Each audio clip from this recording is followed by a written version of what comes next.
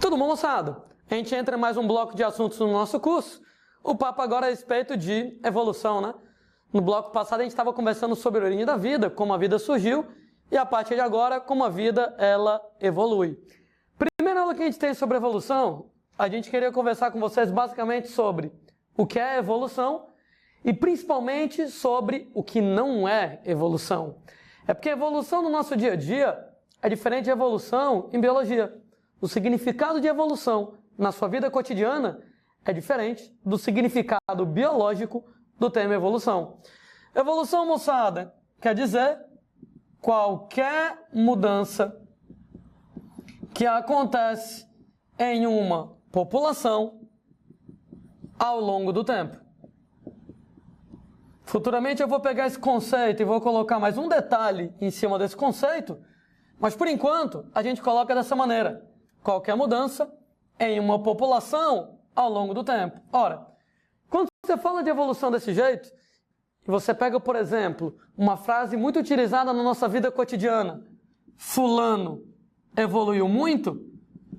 Ora, moçada, do ponto de vista biológico, essa frase, ela contém dois erros. Erro número 1, eu não evoluo, você não evolui, fulano não pode evoluir. Que a menor unidade no estudo da evolução é a população. Quem evolui, moçada, é a gente. Quem evolui é o conjunto, população, grupo de indivíduos da mesma espécie que vivem numa mesma região. Ou seja, apesar de vez em quando a gente falar assim, o homem evoluiu, o apêndice evoluiu, me referindo talvez ao indivíduo, me referindo talvez ao órgão, ao pé da letra, a menor unidade evolutiva é a população. No futuro a gente vai explicar melhor por que é desse jeito. Mas vou logo adiantando que eu não evoluo, você não evolui, fulano não evolui. A menor unidade evolutiva é a população, grupo de indivíduos da mesma espécie que vive na mesma região.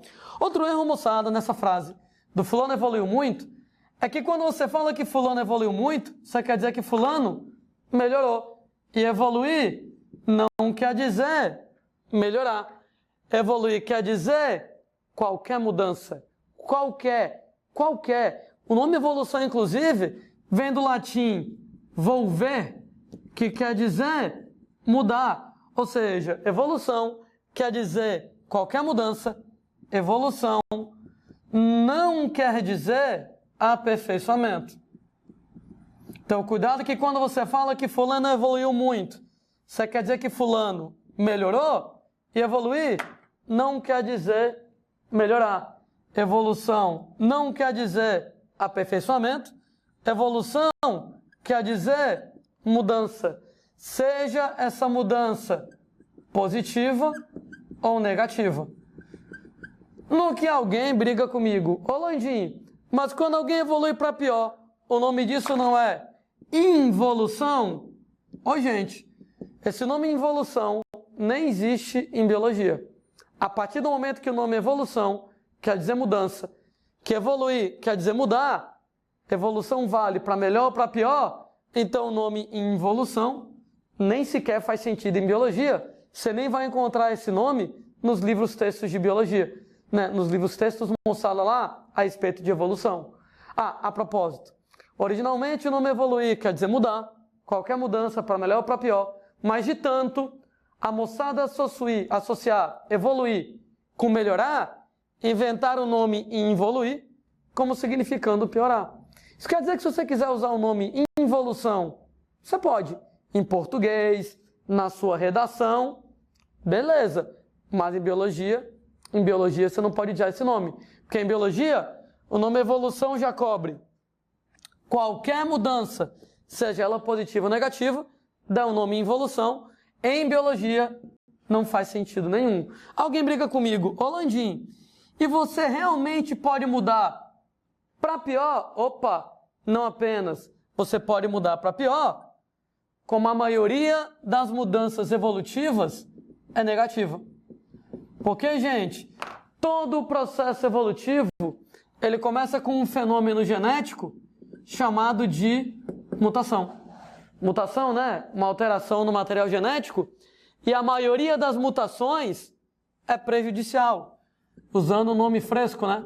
A maioria das mutações é deletéria.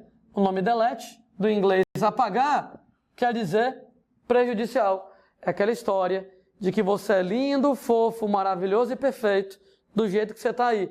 Como a mutação é uma alteração aleatória no material genético, se eu fechar os olhos e mexer em você na doida, dificilmente eu vou melhorar alguma coisa.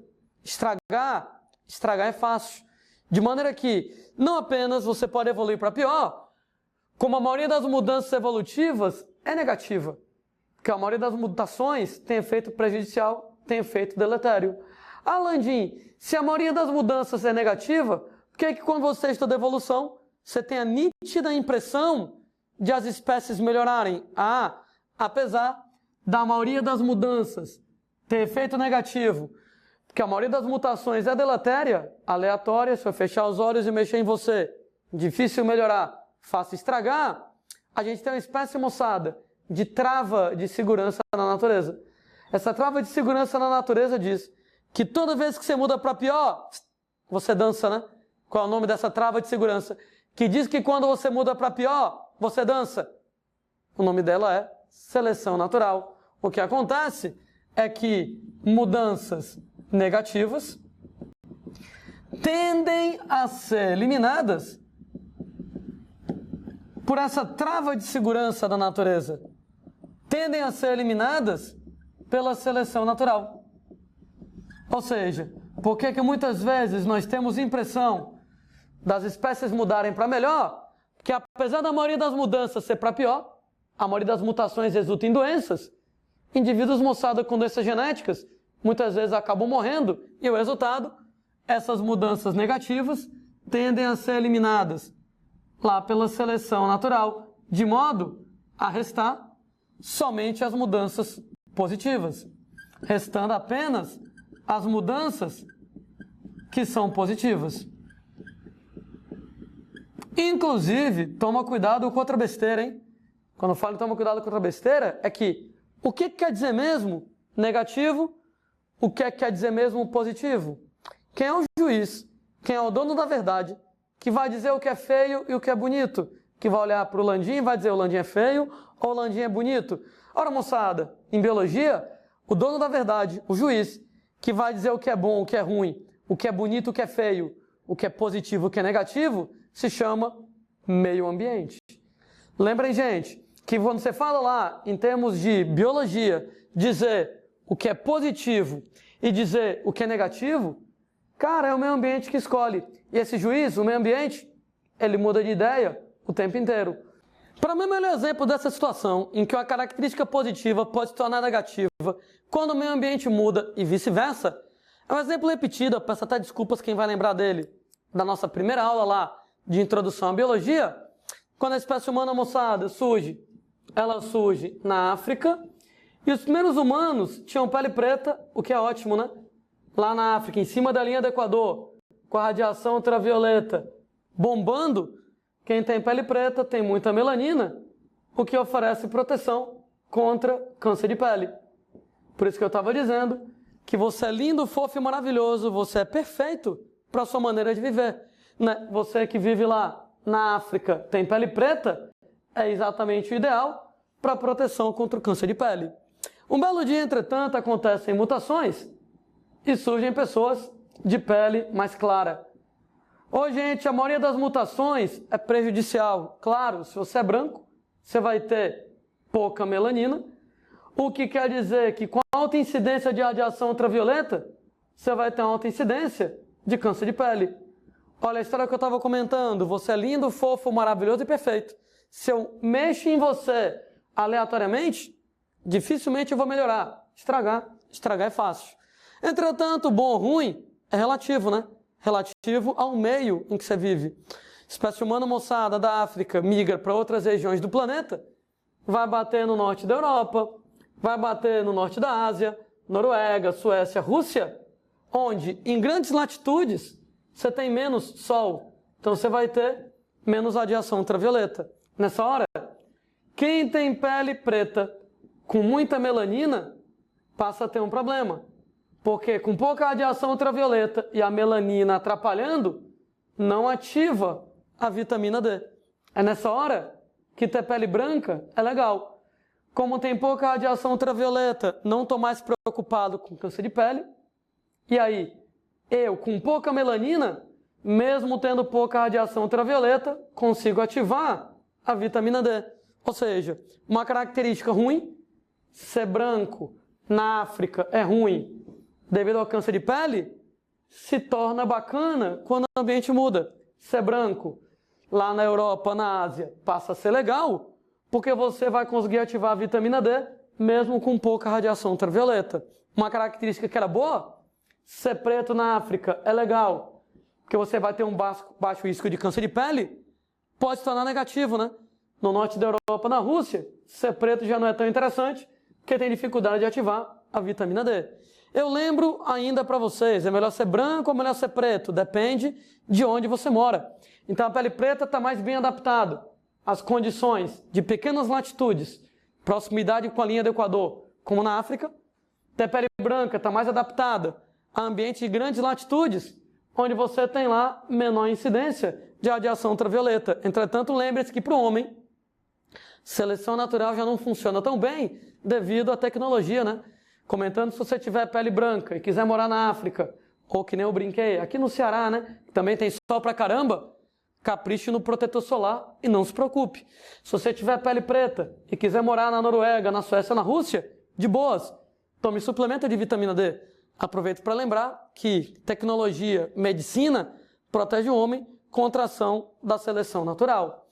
Eu estava comentando, né, moçada, que evolução quer dizer qualquer mudança, qualquer uma, seja ela positiva ou negativa, seja ela para ficar mais simples ou mais complexo. Evolução não quer dizer aumento de complexidade, é outro erro comum que as pessoas têm, quererem achar que evoluir quer dizer sempre ficar mais complexo, e nem é, gente. Evolução quer dizer mudança. Qualquer uma, seja essa mudança para você ficar mais complexo ou para você ficar mais simples. Alguém reclama comigo, pera aí, Landim, e alguém pode evoluir no sentido de ficar mais simples? Claro, tem vários e vários exemplos disso na natureza.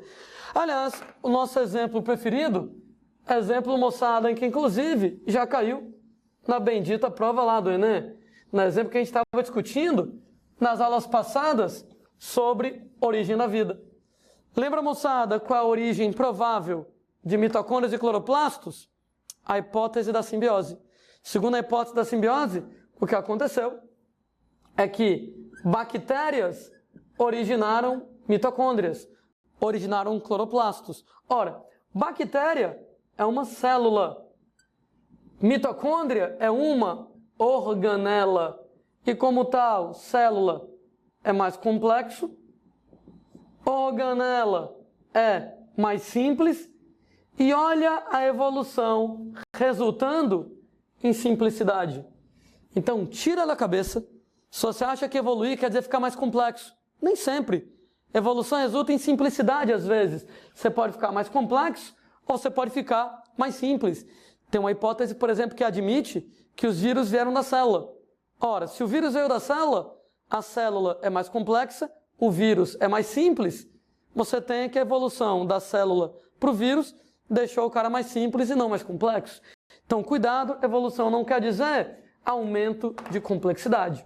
Outra coisa muito importante, moçada, que a gente tem que tomar cuidado, é que antigamente a galera pensava que a evolução funcionava como uma linha.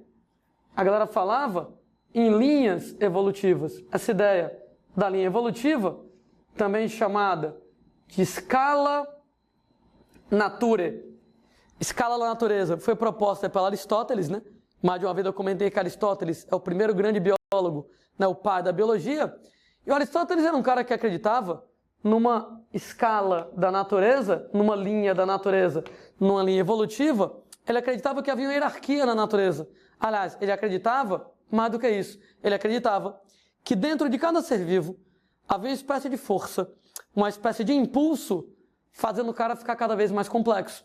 Na cabeça lá do Aristóteles, bactérias estava o tempo inteiro se esforçando para poder virar protozoários, que estava o tempo inteiro se esforçando para virar esponjas, e daí então, claro que eu estou forçando a barra só um pouquinho, peixes, e daí então macacos, e daí então o homem. E o homem era o ápice da evolução. Todo mundo queria ser homem. O sonho de todo mundo era um dia chegar na espécie humana, o topo da linha evolutiva. Se você pensa desse jeito, pode parar para pensar. Evolução não funciona como uma linha. Evolução funciona como uma árvore. Essas árvores evolutivas, moçada, elas são chamadas por nomes como filogenias ou cladogramas, né? Então você pode chamar de árvores filogenéticas, por exemplo.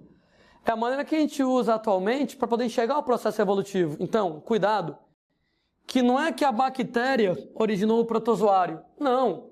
O que acontece é que bactérias e protozoários apresentam um ancestral comum. Devo admitir que esse ancestral comum entre a bactéria e o protozoário era bem mais parecido com a bactéria do que com o protozoário. Mas não é exatamente a mesma bactéria atual. É uma bactéria primitiva, que existiu há muito tempo atrás e que não existe mais. E que essa bactéria primitiva originou as bactérias modernas e os protozoários. Ou seja, a evolução não é uma linha, não é que a bactéria originou o protozoário. É que bactérias e protozoários têm um ancestral comum, que não existe mais, que já está extinto há muito tempo. Esse ancestral, devo admitir, bem parecido com as bactérias, mas não é igual às bactérias atuais. De maneira semelhante, não é que o protozoário originou a esponja. Não, não. É que protozoários e esponjas apresentam um ancestral comum. Devo admitir que esse ancestral comum entre o protozoário e a esponja era bem mais parecido com o protozoário do que com a esponja. Mas também não era exatamente igual aos protozoários modernos. Gente, daí por diante, não vai dizer que a esponja originou o peixe, mas que esponjas e peixes apresentam um ancestral comum, mais parecido com a esponja do que com o peixe, eu admito. E quando eu trabalho com uma árvore evolutiva dessas, a escala de tempo, ela rola da raiz para a extremidade dos ramos. Quanto mais para baixo, mais antigo. Quanto mais para cima, mais moderno. E desse esquema, muitas e muitas ideias para colocar para vocês. Nenhuma criatura moderna, nenhuma criatura atual originou outra criatura atual. O que acontece é que eles têm ancestrais em comum. Ah, moçada, quer dizer então, a história que eu estava dizendo, né? Porque a escala natura, a linha evolutiva de Aristóteles, acreditava que a bactéria originou o protozoário, que o protozoário originou a esponja, que a esponja originou o peixe, e não é desse jeito. Na verdade, nenhuma criatura moderna originou outra criatura moderna, mas eles têm ancestrais comuns. Ou seja, não é que a bactéria originou o protozoário, é que eles têm um ancestral comum, parecido com a bactéria, mas não idêntico à bactéria moderna. Não é que o protozoário originou a esponja, é que protozoários e esponjas têm um ancestral comum, bem parecido com o protozoário. Esponjas e peixes têm um ancestral comum, parecido lá com as esponjas, e daí por diante. E, ideia extremamente importante, a evolução nunca diz que o homem veio do macaco. Não, gente, de maneira alguma. O que acontece é que homem e macaco apresentam um ancestral comum. Exatamente, moçada, as ideias que a gente vai ter em termos de evolução. Muitas vezes, eu mesmo vou brincar, do tempo que a gente era macaco. Tudo bem, estou forçando a barra, porque ao pé da letra, homem é uma criatura moderna, macaco é uma criatura moderna. Nenhum veio do outro. Entretanto, homem e macaco compartilham de um ancestral comum, e esse ancestral comum, que viveu há muito tempo, ele era peludão, vivia em uma árvore, e para mim, peludo, vive em árvore, eu vou chamar essa desgraça de macaco. De maneira que quando eu falar assim, do tempo que a gente era macaco, cuidado. Esse macaco está entre aspas bem grandes, não é o chimpanzé, não é o gorila, não é nenhum dos macacos modernos. O homem não veio de nenhum macaco moderno, do chimpanzé, do gorila. Entretanto, homem, chimpanzé, gorila, macacos modernos, têm um ancestral comum, e esse ancestral comum era muito mais parecido com o macaco do que com o homem. Ele vivia em árvores, peludão e etc e tal, semelhante, moçada, lá, ao que é um macaco moderno. Se você visse, por exemplo, lá, né, um desses ancestrais nossos, você olhasse para a cara dele, peludão, vivia em árvore, você dizia que era um macaco. Não um macaco moderno, mas um macaco ancestral que não existe mais hoje. Outra coisa extremamente importante é que, considerando que nas árvores evolutivas a escala de tempo é da raiz para a extremidade dos ramos, todo mundo que está numa mesma linha horizontal são criaturas igualmente modernas. Ou seja, na verdade, bactéria, protozoário, esponja, peixe são criaturas igualmente modernas. A esponja, quando eu vou descendo, ela é um pouco mais antiga em termos de ancestral. Esse ancestral protozoário é mais antigo ainda. Esse ancestral bactéria é mais antigo ainda. Então, quando eu digo que as bactérias são muito antigas, não é a bactéria moderna. A bactéria moderna é tão moderna quanto o protozoário moderno. Estou falando das bactérias primitivas. Quando eu falar que o protozoário é mais antigo que a esponja, não é o protozoário moderno. Protozoários modernos e esponjas modernas são igualmente modernas. Estou falando de protozoários ancestrais. E de modo semelhante. Não é que a esponja é mais antiga que um peixe, é que as esponjas primitivas, as esponjas ancestrais, são mais antigas. Então você pode notar que quando eu desço na árvore, eu vou ficando cada vez mais antigo. Então essa esponja primitiva é mais antiga, esse protozoário primitivo é mais antigo ainda, essa bactéria primitiva é mais antiga ainda. Quando eu vou para cima, vai ficando mais moderno.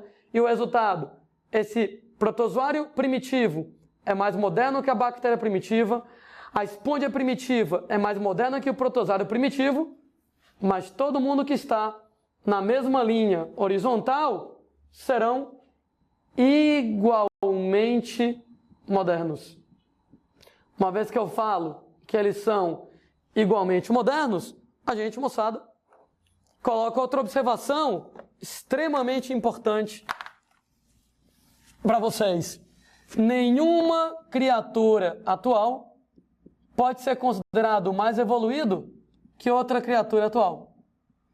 Nenhum ser que existe hoje é mais evoluído do que outro ser que existe hoje.